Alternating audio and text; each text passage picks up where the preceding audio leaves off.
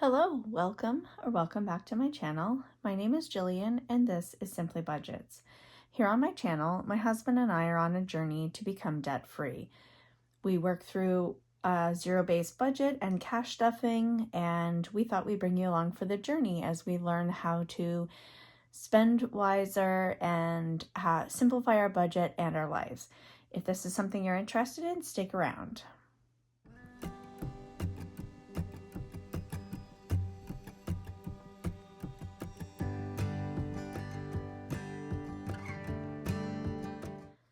In today's video, I am going to be doing our monthly closeout for the month of March. So at the beginning of every month, I sit down and I project what I think our income is going to be. And then through the month, I update it with what we actually have come in. And I also project what I think our bills are going to be, what we are going to contribute for sinking funds, savings, and what we're going to put towards debt. And then I kind of have a picture of how the month is going to go. And then at the end of the month, I come back in and I've written in how much we actually spent on things, whether we paid less or more for those items that month, how much we actually spent on paying down debt, what we actually put into sinking funds and savings, and then look at the difference. So I thought I'd bring you along today to do my monthly budget closeout. So as you can see, our income was significantly more than what we were expecting. We got decent taxes, and my husband received his retro pay this month.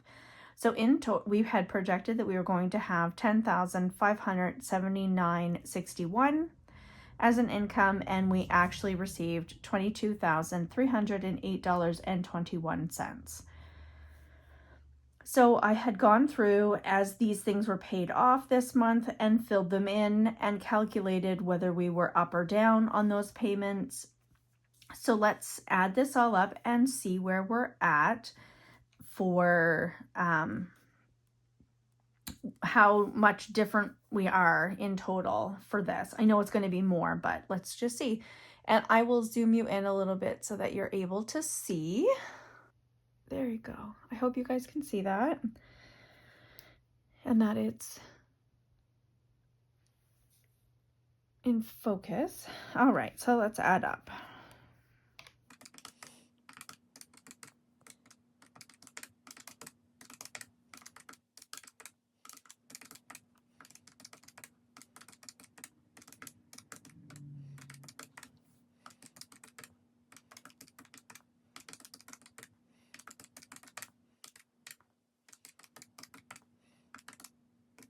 All right, so our total for our bills this month was $5,747.41. So that was up. I forgot to put in here that we were up $4.95. So this is a difference of $582 over what we had projected as the bill. So I know exactly why that was. We had forgotten to account for our property taxes, and we did get our personal taxes done, and it cost us $495 for that. So that makes up the difference, because we did have some savings. My car was paid off this month, and the outstanding balance was actually less than my regular payment. So that we saved $111.38 there.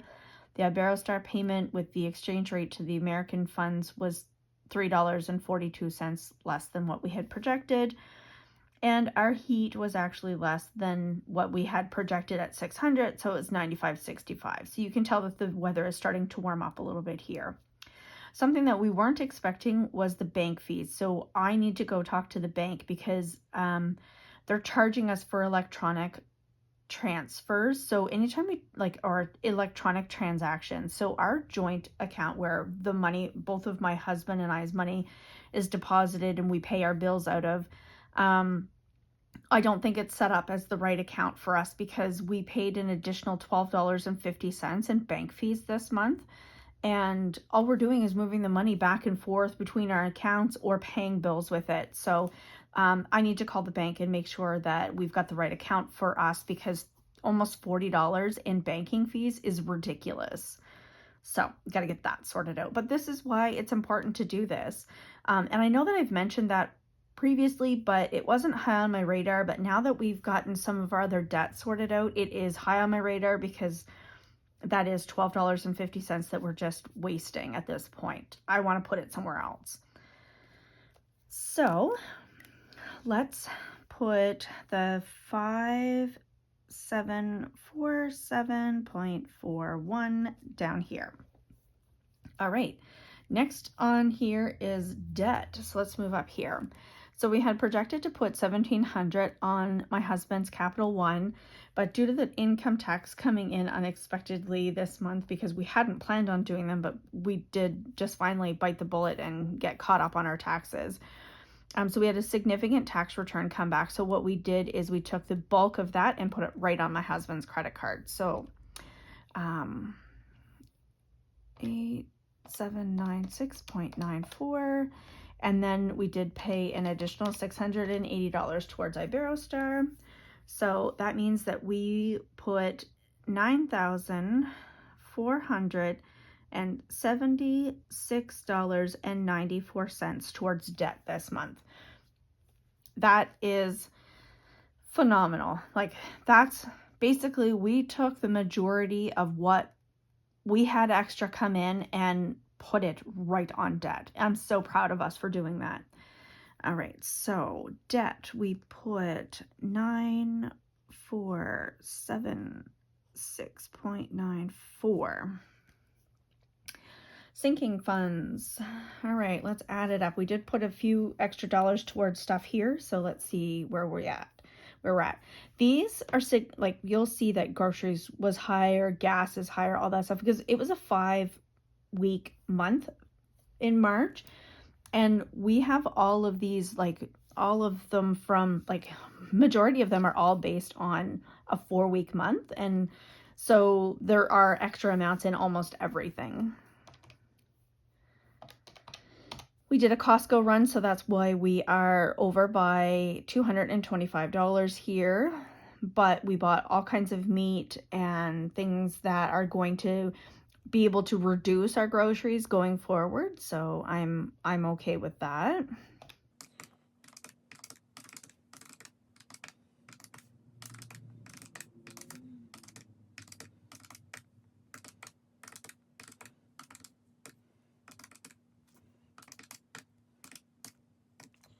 So that's $5,700 that we spent on sinking funds this month. You'll see a couple extras put in here. Easter, this is to help cover the cost of the extra groceries for hosting Easter dinner here. Professional license, that's for my husband's professional license. I forgot to calculate for it, so thank goodness we had extra money come in. So we were able to pay that outright at $535. We did set money aside for my husband to be able to buy a golf membership this year. It cost $1,050, so that is set aside whenever he's gone a couple times, but every time he goes, the girl that he has to speak to about purchasing the membership is never there. I don't understand why other people can't process it, but anyway, that's what I've been told. And I put $550 aside for Taylor Swift for myself. I have tickets. They've already been paid for. I do have tickets to go to Taylor Swift in November in Toronto. I was very excited to be selected as part in a pre-sale through RBC. So I was able to get a couple tickets to go. So now I'm saving up for incidentals for while we're out. I'll probably want to get a new outfit. It'll come out of this money. Food while we're there in Toronto. Our room, we have a room booked. We were lucky enough that our friends live right downtown Toronto. They have a guest suite, so we've booked it for the time that we're there. So now it's just saving towards the trip to go see Taylor Swift in Toronto in November. So that's set aside, and I'll continue to put money towards that. So $5,700 now. I need to add that into what we put towards savings. So we put $200 into emergency fund, $630 into month ahead, and $395 into our monthly challenge. So that brings us up to $1,225.